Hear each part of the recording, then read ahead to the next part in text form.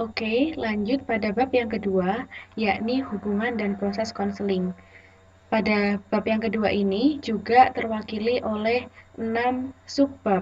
Untuk subbab yang pertama adalah makna hubungan konseling, yakni hubungan yang membantu tumbuh, berkembang, sejahtera, dan mandiri. Atau menurut Rogers, beliau mendefinisikan hubungan konseling sebagai hubungan seseorang dengan seseorang yang lain yang datang kepadanya dengan maksud tertentu. Nah, maksud tertentu di sini yakni maksud untuk tumbuh, berkembang, hidup lebih sejahtera, dan mandiri.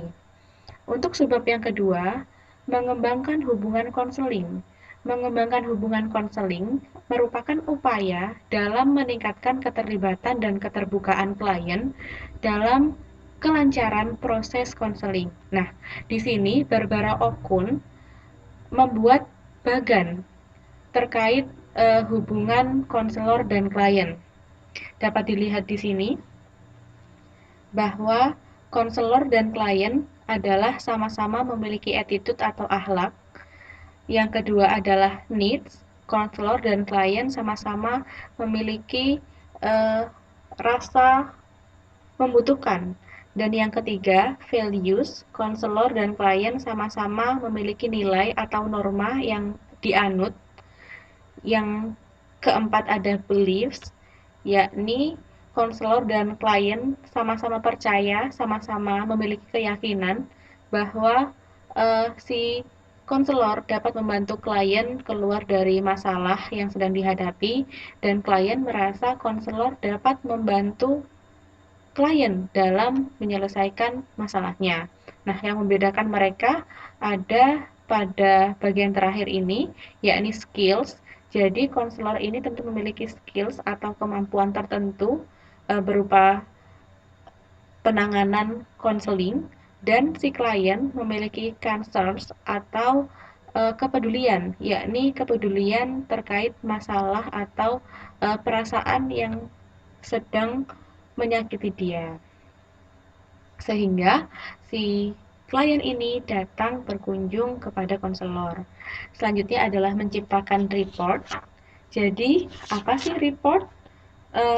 Report merupakan suatu hubungan relationship yang ditandai dengan keharmonisan, kesesuaian, kecocokan, serta saling tarik-menarik. Jadi, report ini adalah hubungan yang dibangun oleh konselor dan klien, hubungan yang indah, hubungan yang mengesankan, hubungan yang sama-sama membuat rasa nyaman. Nah, caranya seperti apa?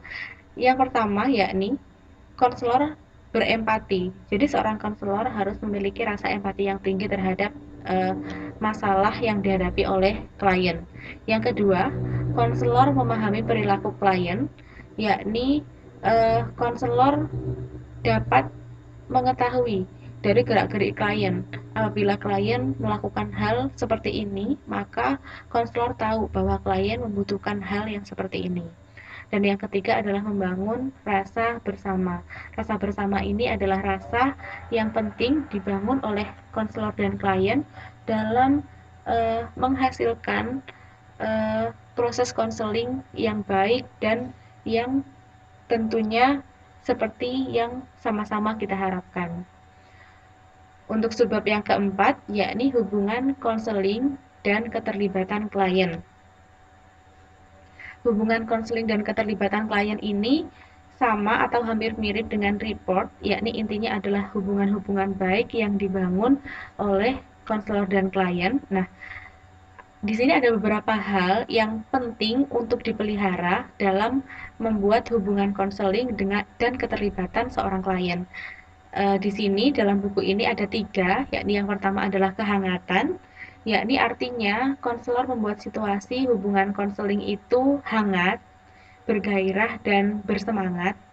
Dan yang kedua adalah empati, seorang konselor perlu merasakan apa yang dirasakan klien. Dan yang ketiga adalah keterlibatan. Di sini tentunya adalah keterlibatan klien, yakni diwujudkan dengan klien bersungguh-sungguh dalam mengikuti proses konseling. Untuk subbab yang selanjutnya adalah proses konseling. Seperti yang telah kita tahu bahwa proses konseling ini secara garis besar melalui 3 tahap. Untuk tahapan yang pertama adalah tahap awal, biasanya berisi dengan attending, eh, bagaimana berbuat baik dengan klien, bagaimana menerima klien dengan baik, dan bagaimana membuat klien merasa nyaman.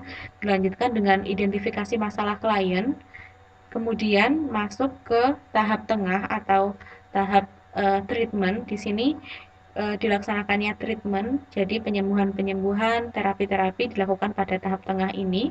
Dan yang terakhir adalah tahap akhir.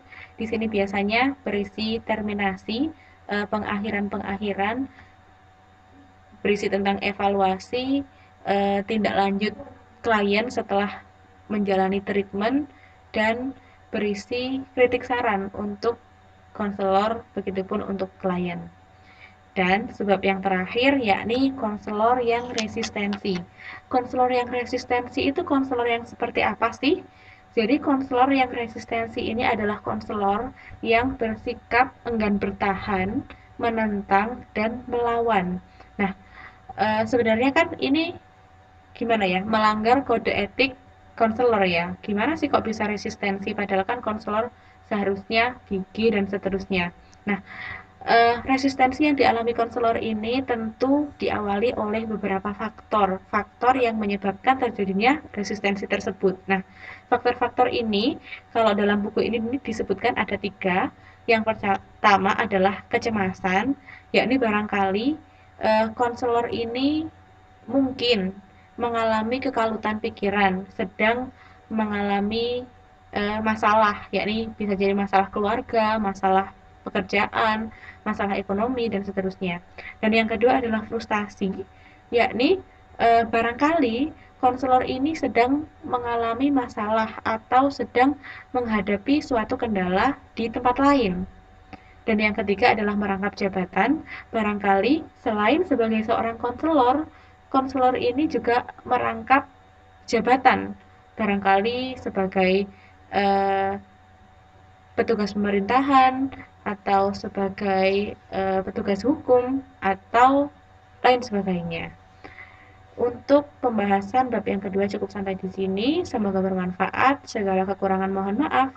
Terima kasih. Kita lanjut ke bab yang selanjutnya.